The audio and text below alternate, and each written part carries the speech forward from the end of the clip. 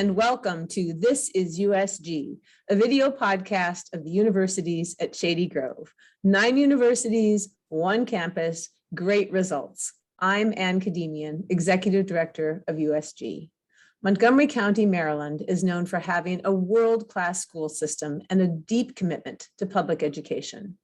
But one of the things that makes our community very special is that many students who are economically disadvantaged are able to receive exceptional support and guidance from a variety of dedicated nonprofit organizations that work with them to ensure their educational success. One such organization that has been serving students in our county for nearly 20 years is Passion for Learning. Today, Executive Director of Passion for Learning, Cynthia Rubenstein, joins me, along with a very successful alumna of the program and of the University of Maryland at USG, Ebonie Gadson. Cynthia and Ebonie, welcome to This is USG. Thank you, Ann. I'm really delighted to be here, and I'm really delighted to be on with Ebonie. Yeah, likewise, Ms. Rubenstein, and thank you, Dr. K, for having me today. I'm excited. It's so nice to have you both here. I'm going to start with some self-introductions. And if you could both tell us a little bit about your background, and especially as it relates to, how you connected to Passion for Learning. Cynthia, would you like to go first? Certainly. I connected with Passion for Learning in 2003 when I met the other co-founder, Alan Gregerman, and who had started Passion for Learning with volunteers when we had a homework and computer club at a large apartment complex in Silver Spring. And from that beginning, we moved into working with MCPS schools. And now we work with MCPS middle and also high school students. Fantastic. Thank you so much. Ebonie, tell us a little about your background. Yes, so you mentioned I am a Passion for Learning alumna. I actually started the program when I was in 7th grade. So that was back in, I want to say 2010. And I actually first joined the Young Writers Academy. And I was actually considered a straggler because it was an after-school program. And I actually didn't have anywhere to go. I wasn't in the program, and my friend who was in the program was in it. And so I just crashed and I stayed ever since. So I joined Young Writers, and then in 8th grade, I was in a digital literacy program under Passion for Learning. And I actually was funded to go to theater camp my summer of 8th grade, in which Miss Rubenstein actually took me to summer camp or theater camp all summer, literally picked me up from my house and took me there and dropped me off. So that was a really fun experience. And in high school, I volunteered a bit in some of the other P4L learning programs. And then Ms. Rubenstein invited me back during this summer, some of my summer years in college, to be an assistant in some of the summer STEM programs. And really, Ms. Rubenstein's been my biggest supporter since me being a straggler all those years ago. And I'm super excited and happy for all the opportunities I've had along the way, thanks to P4L. So Ebonie, I heard in that wonderful synopsis, I heard writing, young writers. I heard digital literacy. I heard theater camp. I heard tutoring and mentoring. Wow, such an interesting combination, but I think also indicative of all the creativity you bring to everything you do as well. That combination of possibilities is really interesting. Cynthia, I wonder if you could tell us a little bit about the programs that define Passion for Learning and how they've evolved. How did you decide what was important to offer, and what programs made sense in this particular space? Yeah, Ebonie basically gave you kind of a timeline. We started out doing digital literacy and communications program with a strong writing component. We also did STEM enrichment, doing coding. Back in 2005, we were working with students on coding. And then we moved into the space of youth media, digital media and filmmaking, digital art. And then with our Tech Squad program, the last several years, we've been working a lot on coding, programming, electronics, robotics, and engineering. The third leg on that stool is our early college readiness programs. Our early college readiness programs. And we start in middle school with 7th graders, introducing them to the concept of college, the vocabulary of college, giving them some on-campus experiences. In fact, we were on the campus of USG just on Friday. All right. Our second cohort of Go to College students touring the campus. And the student guide for that tour was Alyssa Barrios, who is a graduate of the University of Maryland College Park at USG. So we are firmly in the space of STEM enrichment, but also in the creative side of that with youth media and communications, digital communications. So Cynthia, how do the programs develop and who teaches the programs? Is this an evolution based upon what students are requesting, or is there an element of kind of bringing research to bear and identifying where some needs are? How do the programs develop? They develop primarily through direct partnerships with schools and talking to principals about where they see the gaps for students for an after-school enrichment. And of course, over the last several years, there's been a real emphasis on providing opportunities and experiences for students who are underrepresented in STEM. Also, students who are underrepresented on college campuses and students who are first in their families to go to college. So we consult really closely with principals and guidance counselors for each of our school sites and for the programming that we bring to each school.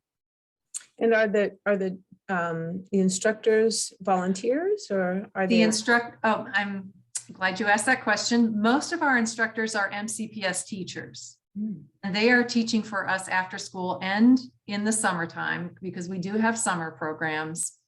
They are teachers in middle schools who love working with adolescents, want to spend more time with them, and are already connected in their schools and have relationships with students and serve as our Pied Pipers in each school that we work with. Fantastic. That's great. So, Ebonie, tell us a little bit about your experience in the program. I may be asking you to go back a little bit, further in your memory bank, but the programs you identified sound really interesting. The Young Writers Program, the Digital Literacy Program, Theater Program. Does one of them stand out for you as something that was most exciting or most interesting? And was there a point in your experience with Passion for Learning where something clicked that you're thinking about? I know what I want to do. I know where I want. I know what path I want to follow. Tell us how your experience inspired or informed some of the choices you made to go on to be so successful as you are. Yeah. So Dr. K, it was literally anything I kind of thought of that I wanted to do, I did it with the help of Passion for Learning. And to start with, all of the programs I was involved in really stood out to me. But more specifically in my later years, like being a college student and having the opportunity to come back and give back to the P4L program on like an assistant side of things, I think that kind of helped enrich where my passion kind of lied. And that was really around STEM and STEM education, and really sort of figuring out the barriers to information as it relates to underrepresented or misrepresented students, and really paving that way, because I, as I mentioned, I started out in the young writers realm, and I got an opportunity to write a poem. And then when I went into digital literacy, I created my first blog post and my first blog site, really with the help of the digital literacy program.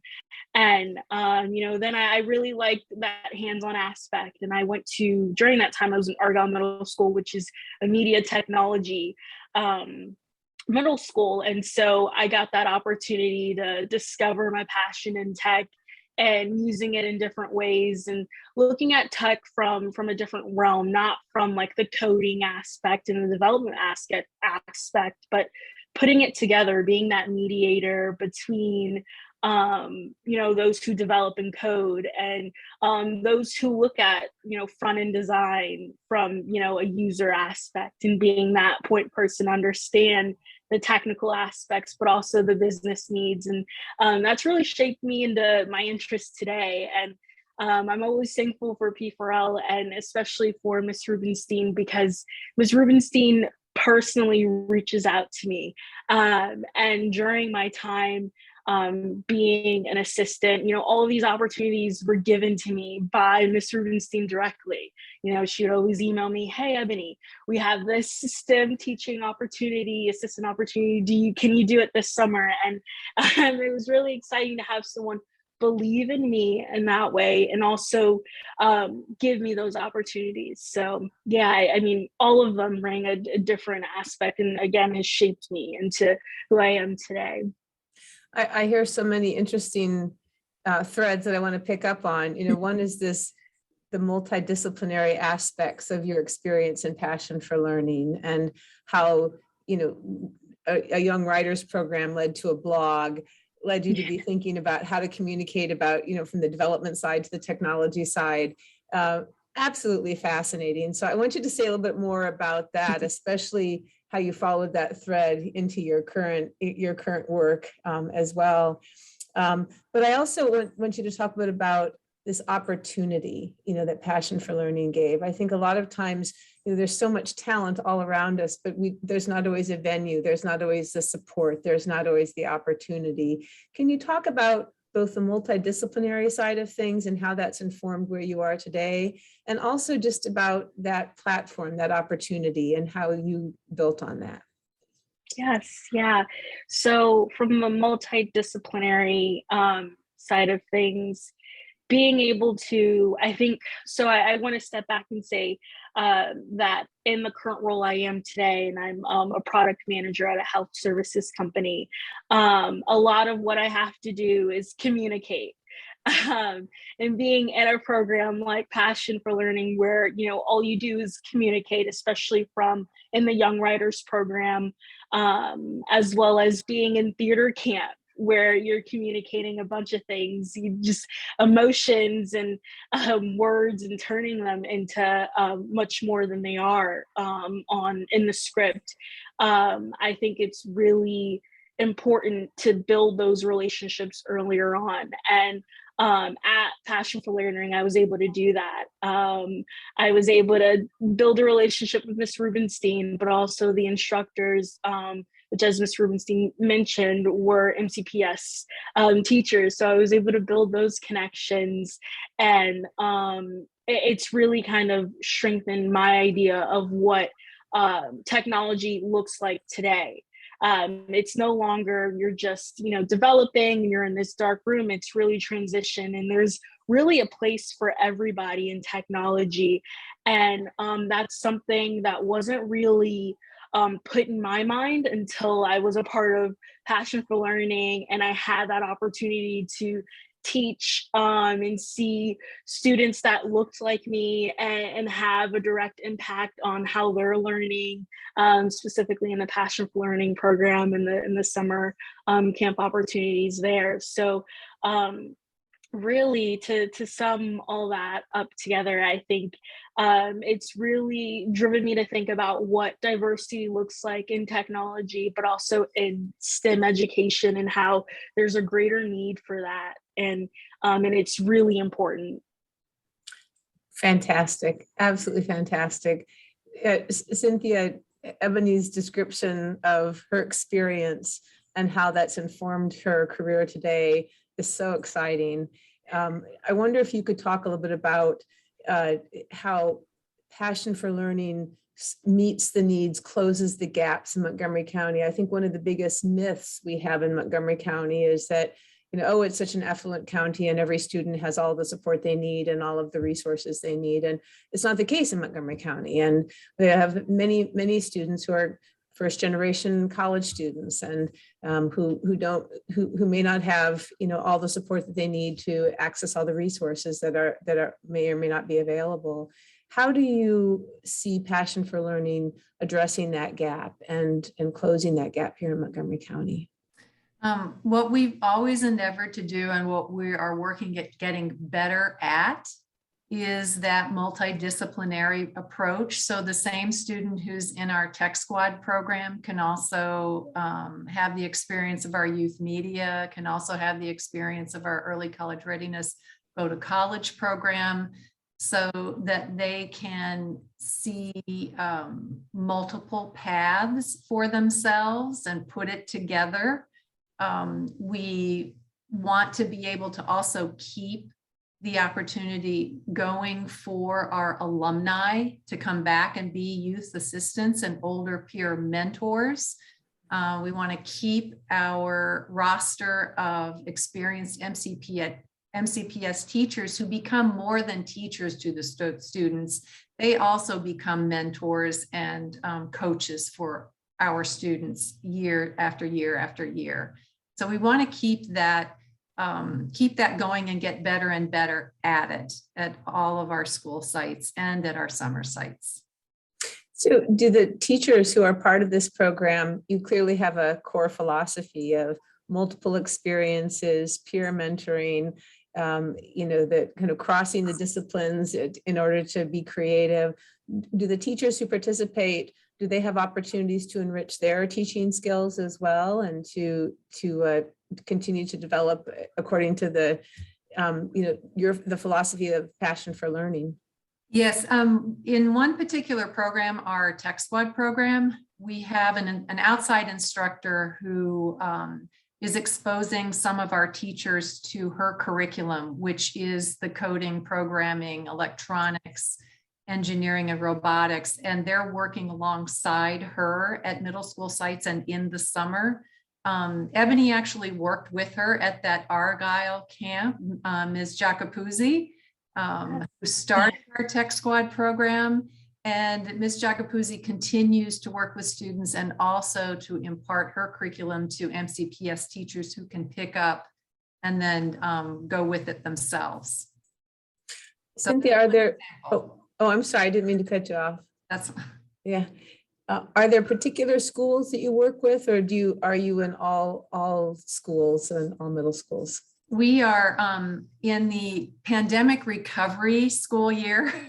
We are back at 5 of our general partner schools: Eastern Middle School, Silver Spring International Middle School, Gaithersburg Middle School, Shady Grove Middle School, Parkland Middle School. Next year, school year, we hope to get back to White Oak, Key, Odessa Shannon, Loiterman, and Argyle, which is Ebonie's old school. And so we're in pandemic recovery mode where we're picking up schools as the schools have the bandwidth to bring us back. So right now we're at 5 middle schools. Also, one exciting thing, we are at Blair High School and we are piloting a lunchtime program where students come into one of our teachers' classrooms and do all kinds of fun electronics and robotics projects during lunchtime.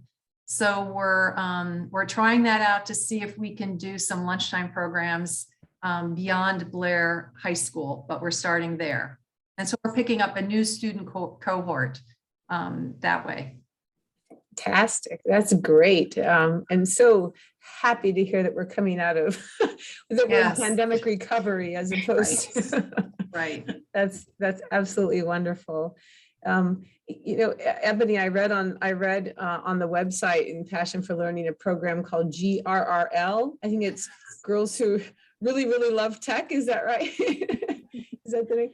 And I'm Yes. wondering, did you know that you love tech before you were in Passion for Learning? Is that something that seemed like something that was a distance from you? So many young women don't know that they might have an interest in technology, or there may be cultural barriers to engaging in STEM disciplines. And so this GRRL program and others like it are really important for opening up doors and introducing young women to these possibilities.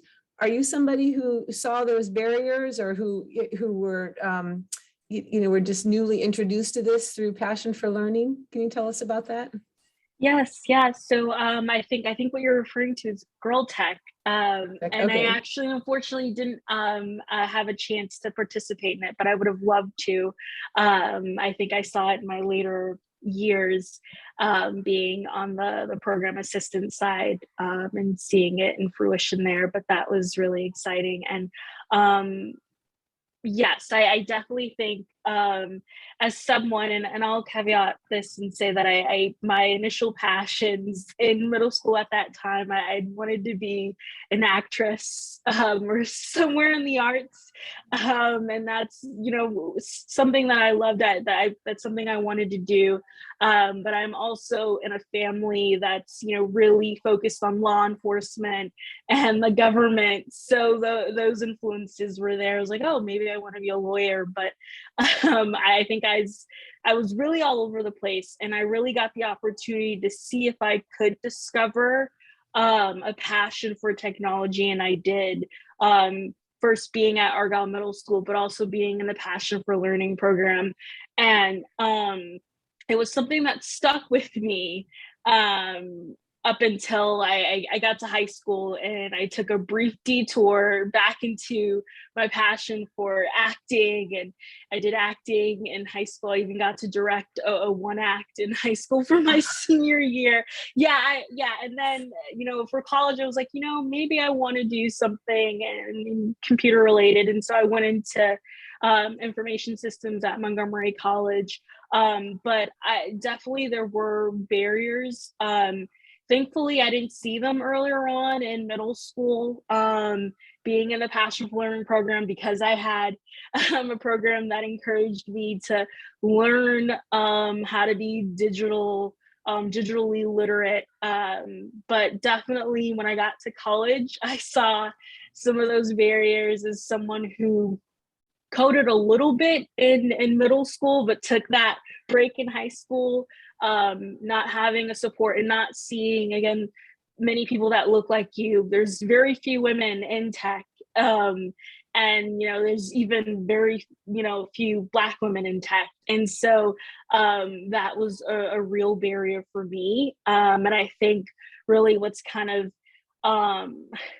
kept me going is that learning that there is a place for me, and participating in STEM education and STEM teaching and Passion for Learning, and saying that there are different roads for someone like me, and there's different pathways in the field of technology. And fantastic. Cynthia, here at USG, and in partnership with Montgomery College and in partnership with MCPS, we are very focused on building pathways to great careers. And Passion for Learning is, a key integral part of any pathway here in Montgomery County. Can you talk a little bit about how you see your role in this broader pathway effort? Students can engage into the ACES pathway, for example, the Achieving Collegiate Excellence and Success, and but just this pathway to STEM more generally. Can you talk a little bit about how you see Passion for Learning building into and being part of this broader effort to build pathways in Montgomery County towards great careers? Yeah, when we started our Go to College program in 2014, we started it with a summer camp on the campus of Montgomery College, the Tacoma Park Silver Spring campus of Montgomery College. And we started to build a closer relationship with the college itself. with the ACES program, making sure that our students know about it, making sure they know about it in middle school, making sure that they don't forget about it when they're in 9th and 10th grade, making sure they know about it when they're in 10th grade when it's time to apply, doing workshops with them. We continue to have ACES students talk to our students who are in middle school. We have them talk to our students when they're in 9th and 10th grade.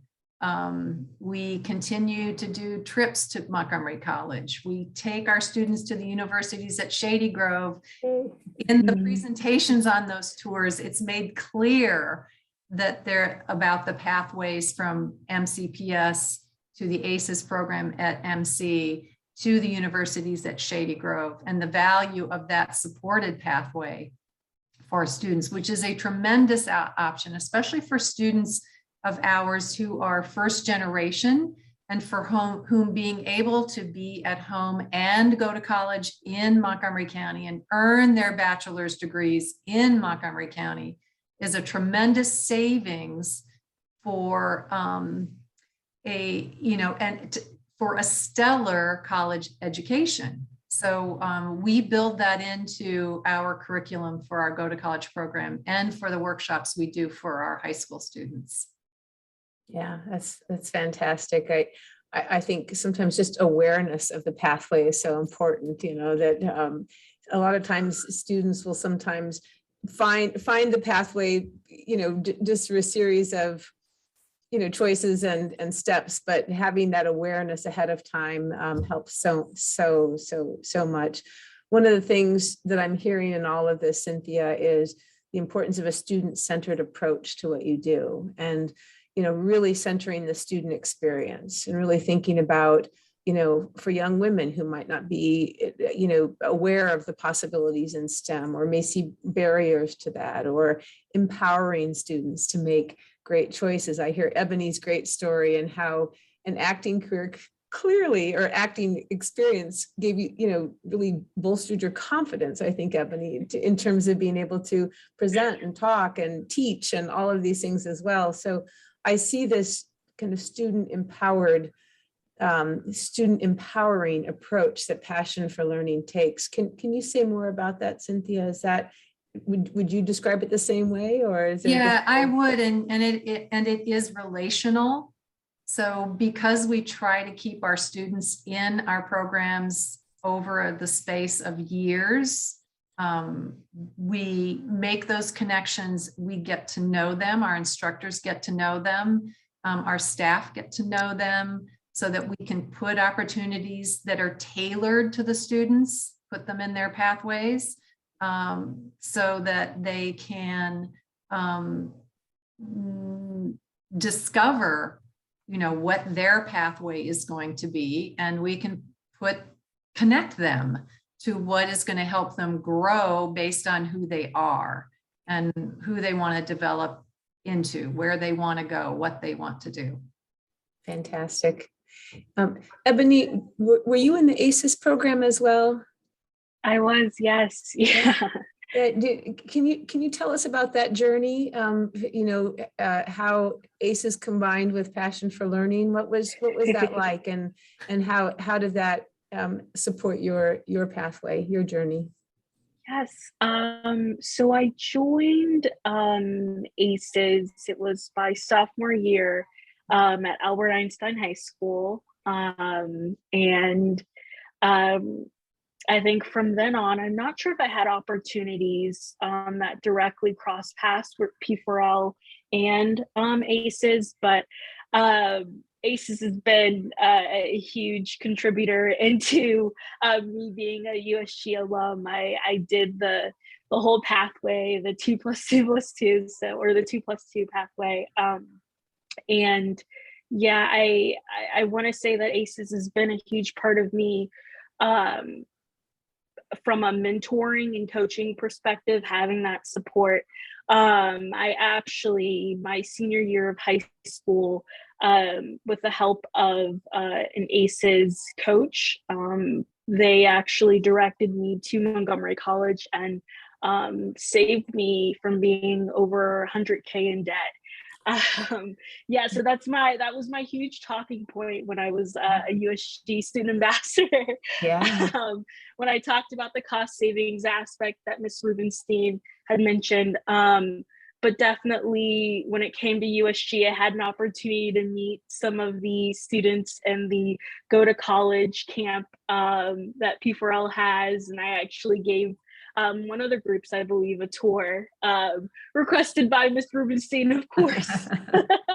So, and that was super exciting and really fun. But I think overall having ACEs and having programs like P4L and again ACEs are really helpful in the achievement gap that was mentioned and kind of, closing that gap. As someone who comes from being a first generation college student, and someone who didn't know anything about tech, and having graduated in a highly technical program from USG Information Science from University of Maryland, I think having programs like ACEs and Passion for Learning really help enrich your learning, but also instills confidence within yourself that yes, you can do it, and yes, you have a place and you belong. So Yeah, that's fantastic. And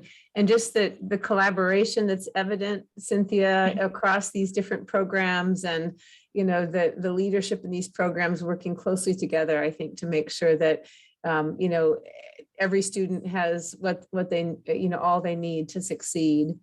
I'm gonna ask you, Cynthia. I heard some news recently that after an amazing career with Passion for Learning, that you've decided to retire, and we are happy for you that you're making this really exciting transition in your life, but very, very disappointed, sad. I will say that leaving Passion for Learning, although I don't think you will be so completely. But I'm wondering if you can tell us what comes next and any reflections you have on those years of leading Passion for Learning. Well, what comes next is taking advantage of the world opening up again and being able to travel internationally. So I'll probably be doing some of that in the early fall, starting in the early fall.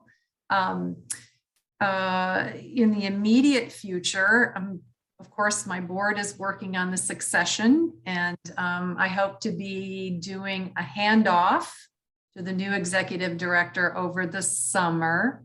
And I do hope in some capacity to continue to be able to volunteer and share my experiences and what I've learned over the last 19 years about how to help students on their pathways to productive, fulfilling young adulthoods, and how they can pursue that through their educations. So I want to be able to do something in that capacity. I just won't be doing it full time as the executive director of Passion for Learning, but I cannot give up the relationships with students and getting to know the talent and trying to find pathways for all the talent that is in Montgomery County. With our MCPS students, it's a gold mine, and all the students need is opportunities, encouragement, and connections, and then they run with it. Ebonie is a prime example of how that works. And it can happen for many, many, many students in Montgomery County. What a great legacy you'll be leaving. What a great foundation for so many more successful efforts going forward. Congratulations on those 20 years of leadership and all you've accomplished and brought to the county as well. Ebonie, what's next for Ebonie? Where do you see an acting career, or? I think you can do anything you put your mind to, Ebonie, no doubt. But what's next? What's next for you? What's next for me actually, and this is a bit of recent news. I'll be moving to Philadelphia. Um, yeah, and that's where my current company is, and that's where I'll be operating out of. So I wanted to be close to the office. I'll be moving pretty soon within the next few weeks there, and really just working in the product field and getting better and becoming certified as a product manager, and hopefully within 5 years time I'll be leading an entire product organization. I have no doubt. I echo that. No doubt, no doubt. And congratulations on your move and on your transition to Philadelphia. We will miss having you right close by here in Montgomery County, but that's wonderful. We wish you all the best. I wish you both a lot of continued success, and thank you both for all you do, all you've done, all you've accomplished. And I'm sure there's a lot more in the future. And we here at USG look forward to working with both of you to build on what you learned and know, and to partner with you going forward. So thank you both so much.